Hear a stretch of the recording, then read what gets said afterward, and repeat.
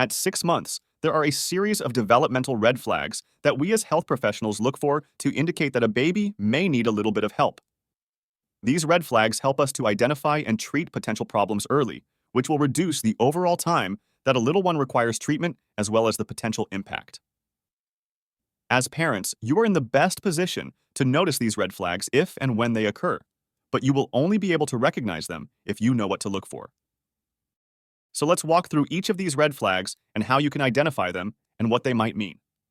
Before we jump into the red flags, remember that if your baby was born prematurely, it's based on their corrected age, not their birth age. The communication, social, and emotional red flags are if a baby is frequently irritable for no apparent reason. Generally, they're extremely social at this age, so that frequent irritability should be reducing. Also, they should be responding to noise. So if your little one does not respond to noises or sound by either looking for that source of the noise or going quiet so they can hear it again, or smiling if it's a familiar voice, or they might even start to babble back in response to that noise. Now just be aware that if your little one is engaged in an activity and they're highly enjoying that activity, they may choose to ignore the noise, and that is completely fine. If they frequently ignore the noise, then that is when you need to be concerned because it may indicate that they aren't actually hearing the noise. Another red flag is that your little one does not make vowel sounds like the AHS and the UWs in response to communicating with you, or just in general when they are talking. Your little one should also be providing eye contact with you when they are engaging with you. So if your little one is avoiding eye contact, that's another area of concern. Also, if they're not showing any affection towards their primary caregiver, or they're not laughing, smiling when they're trying to interact with other people. So babies at this age are really social, and typically they will laugh or smile at you when you're trying to interact with them or start to babble. So if your little one isn't doing that, then it is a cause of concern. Just a side note, if you do notice any of these red flags, it doesn't necessarily mean that there's anything wrong with your little one. It just means that you should take them to the relevant health professional to have an assessment. Just to be sure, in regards to fine motor concerns, the first one is that your little one doesn't reach out and hold toy.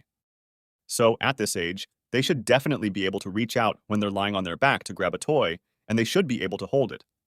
And if you're sitting them in your lap and providing them with support, they will be reaching out to grab a toy. Also, their hands should not be fisted.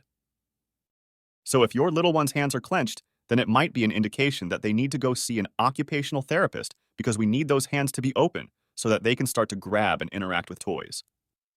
Now, another red flag is if your little one isn't grabbing a toy and mouthing it and then looking at it and mouthing it again.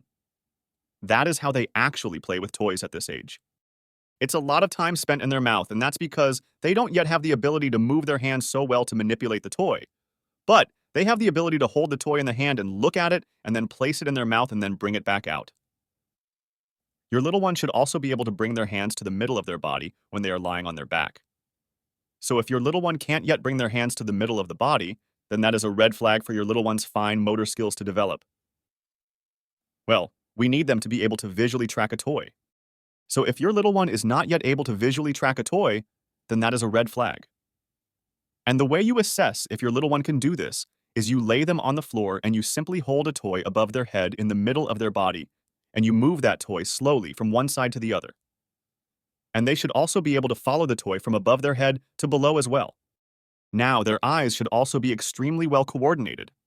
So cross-eyed or an eye turning in at this point isn't normally something you would see.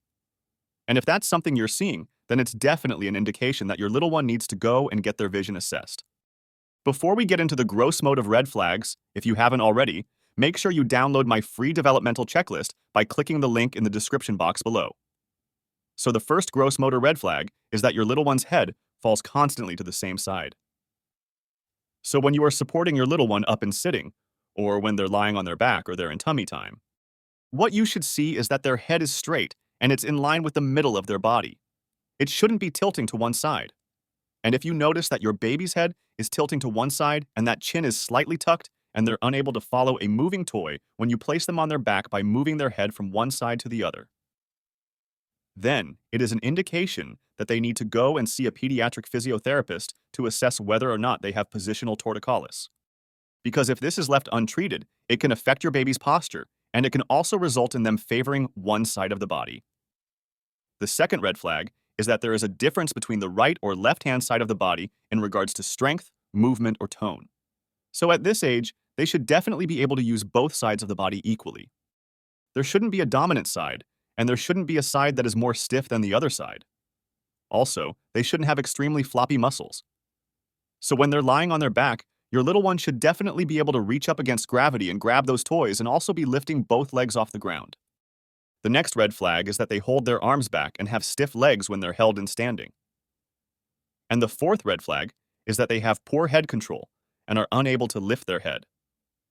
So when your little one is lying on their tummy in tummy time, they should be able to lift their head and be starting to push their body off the ground with extended arms. And they may even start to reach out for toys. They should also be able to hold their head upright and look around when you are supporting them and sitting, and that might be by supporting them around the rib cage. When you give them that support, they should be able to hold the head in the middle of their body and look around the room without any difficulty. Now, at 6 months of age, sitting up independently is a skill that most babies are still yet to master. So to help your little one master this skill, make sure you check out this video. Remember to click on the free PDF document in the description box below, and I'll see you next week where I'll share more parenting tips and tricks.